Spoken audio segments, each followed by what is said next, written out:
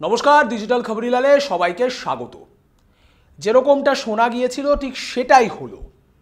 রাহুল গান্ধীর মা অর্থাৎ সোনিয়া গান্ধী তিনি আর লোকসভা ভোটে লড়ছেন না, রাজ্যসভা থেকে তিনি এবার প্রতিদ্বন্দ্বিতা করবেন এমন একটা কথা শোনা গিয়েছিল। এবং যেটা জানা গেল যে রাজস্থান থেকে বিনা প্রতিদ্বন্দ্বিতায় তিনি রাজ্যসভায় জয়ী হয়েছেন।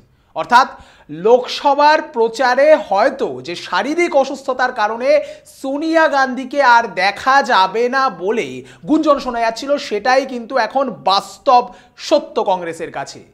কিন্তু সোনিয়া পুত্র রাহুল গান্ধীর রাজনৈতিক ভবিষ্যৎ কি হতে চলেছে সেই নিয়ে কিন্তু বিস্তর জল্পনা, এবং জল্পনা অবসান হতো দূর কি বাত, আরও যেন দিনকে দিন সেই জল্পনার যে প্রবাহ, যে গুঞ্জন, যে বাষ্প কুয়াশা, সেটা যেন বেড়েই চলেছে। সামনেই লোকসভা ভোট, আর কিছুদিনের মধ্যেই লোকসভার ঘোষণা হয়ে যাবে। খোদ প্রধানমন্ত্রী নরেন্দ্র মোদী থেকে শুরু করে পশ্চিমবঙ্গের মুখ্যমন্ত্রী মমতা বন্দ্যোপাধ্যায় সবার গলাতেই মোটামুটি একই সুর শোনা যাচ্ছে। আর যেখানে এই মুহূর্তে ৩৭০টি আসনের ডাক দিয়ে দিয়েছেন বিজেপির জন্য খোদ একেবারে বিজেপির পোস্টার বয় বলা যেতে পারে, প্রধানমন্ত্রী ফেস বলা যেতে পারে, প্রধানমন্ত্রীর মুখ নরেন্দ্র মোদী, তৃতীয়বারের জন্য তিনি আবারও প্রধানমন্ত্রিত্বের দাবিদার। তিনি যেখানে ৩৭০টি আসনের ডাক দিয়েছেন, সেখানে কিন্তু একেবারে ছন্নছাড়া অবস্থা বলা যেতে পারে বিরোধী শিবির, বিশেষ করে প্রধান বিরোধী দল বলে পরিচিত কংগ্রেসের।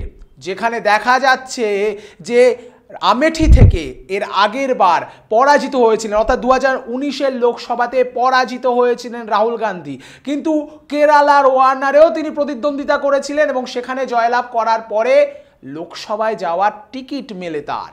সেখানে দাঁড়িয়ে আবারও কি আমেঠিতে লড়াই করার দুঃসাহস দেখাবেন? কারণ আমেঠিতে যার কাছে তিনি পরাজিত হয়েছিলেন, অর্থাৎ স্মৃতি ইরানি, তিনি কিন্তু খোলা চ্যালেঞ্জ ছুড়ে দিয়েছেন, আবারও যদি আসেন রাহুল গান্ধী আবারও পরাজয় একেবারে সুনিশ্চিত করে দেবেন। যদি দল যাকে বলা যায় সুপ্রিম যারা রয়েছেন, দলের যারা হাইকমান্ড রয়েছেন কংগ্রেসের, তারা যদি মনে করেন এবং রাহুল গান্ধী নিজে যদি মনে করেন, তাহলে আমেঠি থেকে লড়াই হতেই পারে এবং সেক্ষেত্রে কিন্তু একেবারে শেয়ানে টক্কর হবেন, এমনটাই কিন্তু বলছেন জয়রাম রমেশ। কিন্তু আদতে উত্তরপ্রদেশে এই মুহূর্তে কংগ্রেসের অবস্থাটা ঠিক কি, বিশেষ করে ইন্ডিয়া জোটের অবস্থাটা ঠিক কি? আমরা জানি যে কিছুদিন আগেই আমরা খবর পেয়েছিলাম এবং আমরাই সেই খবর আপনাদের কাছে পৌঁছেও দিয়েছিলাম যে সপা নেতৃত্ব তারা কিন্তু রায়বেরেলি এবং আমেঠি এই দুটো আসন কংগ্রেসের জন্য আগে থেকেই ছেড়ে দিতে চায়। যদিও তাদের বক্তব্য সপার বক্তব্য, সমাজবাদী পার্টির বক্তব্য যে রায়বেরেলিতে তাদের সংগঠন, তাদের দল যথেষ্ট মজবুত, তবুও কংগ্রেসের যে পুরনো ঐতিহ্য, পুরনো ইতিহাসের কথা এবং সোনিয়া গান্ধীর কথা মাথায় রেখে তারা রায়বেরেলি ছাড়তে প্রস্তুত, এবং সেই সঙ্গে রাহুল গান্ধীর কথা মাথায় রেখে আমেঠিতেও তারা কিন্তু প্রার্থী দেবে না এমন একটা ঘোষণা করেছিল। এবং সেই সঙ্গে পশ্চিমবঙ্গের মাননীয় মুখ্যমন্ত্রী মমতা বন্দ্যোপাধ্যায়, তৃণমূল সুপ্রিমো, তার কথা মাথায় রেখে তাকে শ্রদ্ধা জানিয়েও কিন্তু একটি আসন তারা ছেড়ে দেবে এমনটাই ঘোষণা তারা করেছিল। কিন্তু ইতিমধ্যে যা খবর পাওয়া গিয়েছে যে রাহুল গান্ধীর ভারত জোড়ো ন্যায় যাত্রা, সেই ভারত জোড়ো ন্যায় যাত্রা যখন উত্তরপ্রদেশে পৌঁছেছে, তখন কিন্তু তাতে সপার কোনো নেতৃত্ব, এমনকি অখিলেশ যাদব সেখানে উপস্থিত হননি। কারণ হিসেবে মনে করা হচ্ছে যে জোটের জটিলতা, আসন সমঝোতা, সেই আসন সমঝোতা এখনো বিষবাও চলে উত্তরপ্রদেশের ক্ষেত্রে, যেটা সূত্র মারফত জানা যাচ্ছে যে 17টি আসনের কথা সপা নেতৃত্ব বলছেন এবং কংগ্রেস নাকি দাবি করছে 19টি আসন। এমনকি কংগ্রেস নাকি এমন কিছু আসন দাবি করেছে যেগুলো গত লোকসভাতে রীতিমতো বহুমত পেয়ে জিতেছিল সপার যারা ক্যান্ডিডেট, যারা প্রার্থী ছিল তারা। ফলে সেই জায়গায় দাঁড়িয়ে এখন কিন্তু দড়ি টানাটানি চলছে এবং উত্তরপ্রদেশেও জোটের অবস্থা পশ্চিমবঙ্গের মতো হবে কিনা সেই নিয়েও কিন্তু অনেকটা আশঙ্কা দেখা দিয়েছে। কিন্তু ইতিমধ্যে পশ্চিমবঙ্গের যেরকম দেখা গিয়েছিল, তেমনি উত্তরপ্রদেশের ক্ষেত্রেও রীতিমতো আশাবাদী কংগ্রেস নেতৃত্ব। কিন্তু রাহুল কি করবেন? রাহুলের প্রধান প্রতিপক্ষ হিসাবে রাহুল যাকে বারংবার মনে করেন বা আকার ইঙ্গিতে বোঝাতে চান, সেই নরেন্দ্র দামোদর দাস মোদী, তিনিও কিন্তু দুটো আসনে গত লোকসভাতে প্রতিদ্বন্দ্বিতা করেছিলেন। একদিকে যেমন তিনি গুজরাট থেকে প্রতিদ্বন্দ্বিতা করেছিলেন, অপরদিকে তিনি কিন্তু উত্তরপ্রদেশের বারাণসী থেকেও প্রতিদ্বন্দ্বিতা করেছিলেন এবং তিনি দুটি আসনেই জিতেছিলেন। কিন্তু তার অন্যতম প্রতিপক্ষ বলা যেতে পারে বা কংগ্রেসের তুরুপের তাস, কংগ্রেসের ব্লু আইড বয়, কংগ্রেসের পোস্টার বয় রাহুল গান্ধী কিন্তু অনেকটা পিছিয়ে শুরু করছেন, কারণ তিনি একটি আসনে হেরেছেন, অপরটিতে জিতেছেন। ফলে সেই জায়গায় গিয়ে এই বছর 2024-এর লোকসভা নির্বাচন, তার আগে আবারও কি দুঃসাহস দেখিয়ে নিজের হেরে যাওয়া সিটে পুনঃপ্রতিদ্বন্দ্বিতা করবেন রাহুল গান্ধী?